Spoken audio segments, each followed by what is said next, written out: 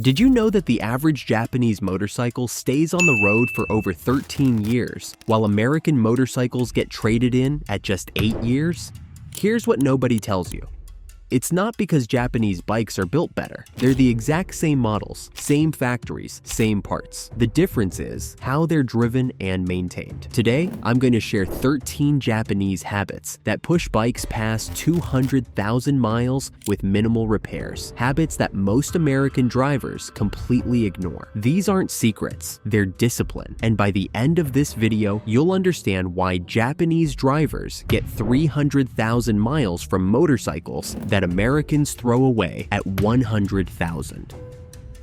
Let's start with the foundation, the habit that catches catastrophic problems before they strand you. Did you know the average Japanese rider keeps the same motorcycle for more than 13 years? While in the US, most bikes are traded in by year 8, here's what no one tells you. It's not because Japanese bikes are built better. Many come from the same factories, use the same engines, and share the same parts. The difference is in how they're treated. Today, I'm going to share 13 Japanese habits that help motorcycles blow past 200,000 miles without major repairs. Habits most Western riders completely ignore. These aren't secrets, they're discipline. And by the end of this series, you'll understand why Japanese riders are still commuting on 1990s bikes that start every morning while newer ones here already rattle apart. Let's start with the foundation, the habit that catches disasters before they happen. Habit 1, the 2-minute pre-ride walkaround. Before every ride, Japanese riders take 2 minutes to walk around their bikes. They check for oil drips, chain slack, tire damage, and fluid leaks. They squeeze the brakes, test the clutch, and glance at the lights, even the horn. Most Western riders, we throw on our helmets, thumb the starter, and ride off. Then we wonder why the bike started smoking halfway to work. Last summer, a customer came in with a destroyed clutch slave cylinder. His entire left case was soaked in brake fluid, paint gone, gasket ruined, clutch slipping, all from a $12 seal that had been weeping for weeks. He just never looked down. That's what this habit prevents. The walkaround catches problems while they're still cheap. Oil on the belly pan? You spot it before the engine runs dry. Cord showing on a tire? You fix it before it blows out at 70 miles per hour. 2 minutes a day can save thousands in repairs. But here's the thing, not all danger leaks onto the floor. Some of it hides inside your engine, getting worse every time you ride. That's where the next habit comes in. Habit 2, checking fluids. Weekly, not yearly. In Japan, riders check their fluids every Sunday morning without fail. Oil, coolant, brake, clutch, and chain lube. 5 minutes, once a week. Most of us, twice a year maybe. Meanwhile, our oil level drops a little each ride. Coolant evaporates, brake fluid absorbs water, and suddenly we're cooking seals, glazing pads, and overheating engines. A guy rolled in last month with a seized top end on his GSXS 750, 86,000 miles, bone-dry sight glass. He thought the oil light would warn him. It doesn't. That light only comes on when pressure is already gone. 5 minutes a week prevents $2,000 plus in damage. Pop the cap, check the color, top off if needed. It's the cheapest insurance you'll ever buy. But even perfect fluids can't save you from the one moment that destroys more engines than anything else: the first 60 seconds after you start it. Habit 3, the cold engine start ritual. Japanese riders never rev a cold engine. They start the bike, let it idle for 30 seconds, then ride gently for the first 5 minutes, keeping RPM low and throttle light. Why? Because cold oil is thick like syrup. It takes up to a minute to reach the camshafts and bearings. If you rev hard before that, you're grinding metal on metal. I once tore down a CBR engine with only 30,000 miles. The cam lobes were scored like sandpaper. The owner swore he always warmed it up. His idea of warming up was redlining it in the driveway. Wait 30 seconds. Ride smooth for 5 minutes. That's it. It adds years to your engine's life. But even if your motor's perfect inside, there's another killer you can't see: the corrosion slowly eating it from underneath. Habit 4, washing the underside monthly. Japanese riders don't just wash their fairings, they wash underneath the swing arm, the shock, the chain guard, the wheel hubs. Once a month, sometimes more in winter, they spray the underside with low-pressure water to rinse off salt, dust, and chain fling. Why it matters? Dirt traps moisture. Moisture becomes rust. Rust eats bearings, bolts, and suspension pivots until they seize. A rider from Canada brought me his MT-09. Looked immaculate from the side. Clean tank, polished plastics. But under the swing arm, orange flakes, frozen link bolts, rusted chain adjusters. $480 in seized hardware later, he learned what a simple rinse could have prevented. 10 minutes with a hose saves hundreds in suspension labor. But here's the irony. You can have a spotless, freshly lubed bike and still destroy it if you ignore the one part that literally talks to you. Habit 5. The dashboard respect principle. Japanese riders treat warning lights like alarms. If the FI, ABS, or check engine light flashes, they fix it within 24 hours. Western riders often tape over it or pretend it's just a sensor. That little light can cost you thousands. A bad oxygen sensor, for instance, makes the ECU dump extra fuel. The bike runs rich, fouls plugs, and burns the catalytic converter. What could have been a $90 sensor becomes a $900 exhaust. Every warning light means something's breaking right now. Ignore it, and small problems grow teeth. But Japanese riders go further. They don't wait for the dash to flash at all.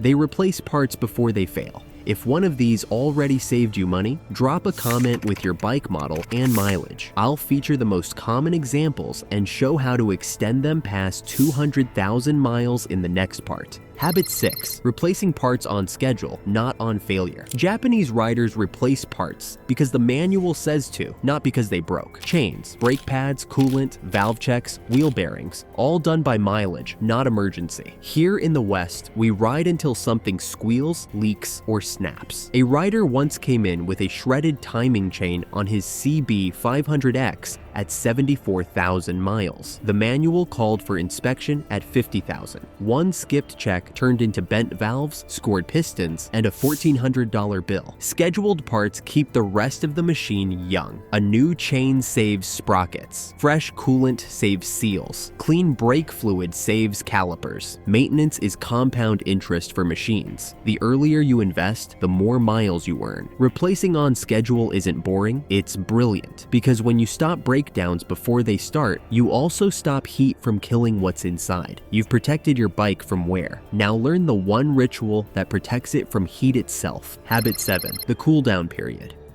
After highway or spirited riding, Japanese riders let their bikes idle for 1 to 2 minutes before shutting them off. Most Western riders roll into the driveway, hit the kill switch, and walk away, trapping heat in the head, turbo, and oil galleries. Why it matters: your oil is still circulating. Kill the engine hot and oil bakes inside the turbo bearing or between exhaust valves. It carbonizes into grit that scrapes every start after that. I once saw a Yamaha Tracer 900 with cooked turbo seals, only 46,000 miles. The rider always shut it off the moment he parked after highway runs. That habit cost him $1,800 in repairs. One idle minute keeps the oil moving, cooling bearings and piston crowns evenly. It's simple. Don't rush the shutdown. Let your bike breathe before you do. Once you've cooled the engine, it's time to protect the only parts actually touching the road. Habit 8. Tire pressure check every fuel stop. In Japan, riders check tire pressure every single time they refuel, both tires, every fill up. They don't wait for the TPMS light or a soft feel at the bars. Underinflation makes tires overheat, wear unevenly, and blow out. Overinflation ruins grip and shortens tread life. Either way, you pay. One rider ignored a slow leak in his rear tire, dropped from 36 PSY to 18 over 2 weeks. At 80 miles per hour, it blew out, sent him into the shoulder, and bent his rim. The tire, $180. The repairs, $2,300. A 15 gauge and 30 seconds prevent all that. Correct pressure saves tires, fuel, and suspension life.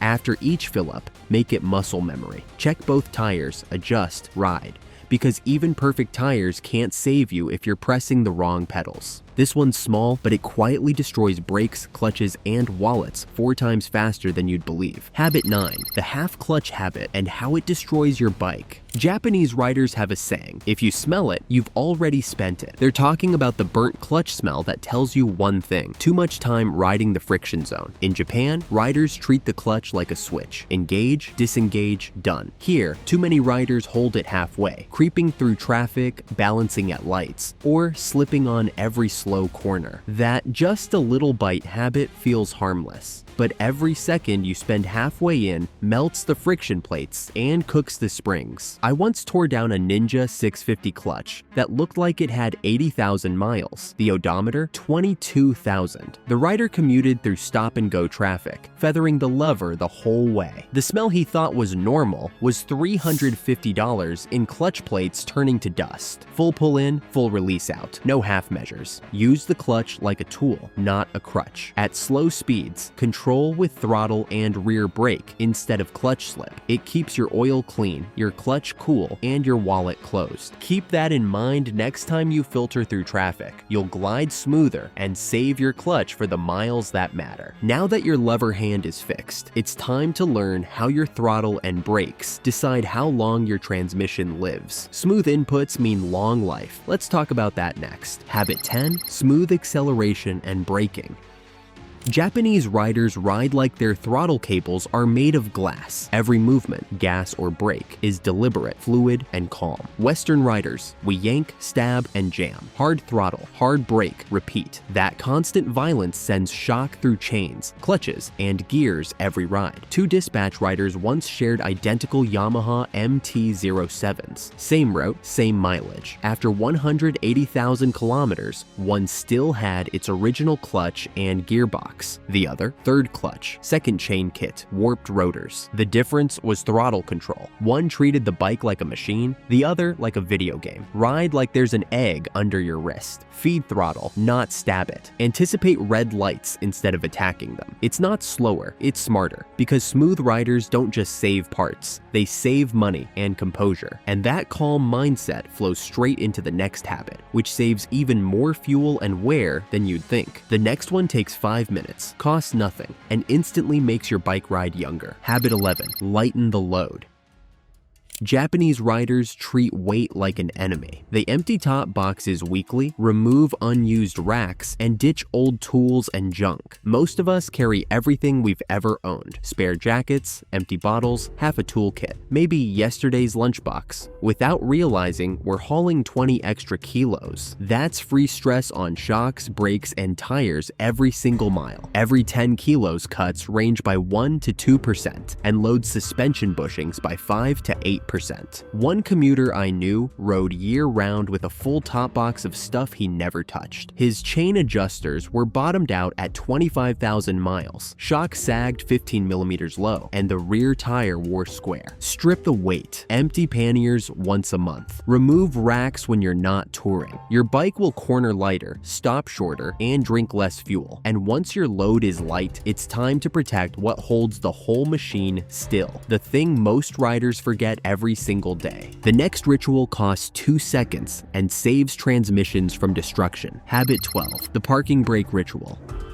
Japanese riders always set the parking brake or leave the bike in gear before walking away. Flat ground, hill, garage, doesn't matter. Why? Because transmissions and parking poles aren't meant to hold a bike's full weight forever. On cars, it's metal strain. On bikes, it's clutch drag and gearbox tension. When you park in gear without rolling the bike forward to lock the compression, all that load sits on one tooth in the gearbox. Do it for years, and those teeth start pitting. Then you wonder why your neutral feels notchy. One customer's CB 1100 rolled off its side stand on a slope because he left it in neutral and never used the brake. Result: broken mirror, dented tank, $600 paint job. Set the brake, or if your bike doesn't have one, stop the engine in gear, roll forward gently until it rests against compression, and release the clutch. It takes 2 seconds and can prevent hundreds in damage. But here's the real difference between a good rider and a great one. 'Tis not mechanical discipline, it's documentation. The final one doesn't just save money, it builds proof your bike was cared for better than anyone else's. Habit 13. The maintenance log obsession.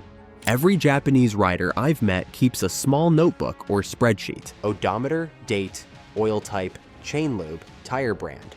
Even notes like buzz at 5K RPM, tightened mirror bracket. Why? Because memory fades, but ink doesn't.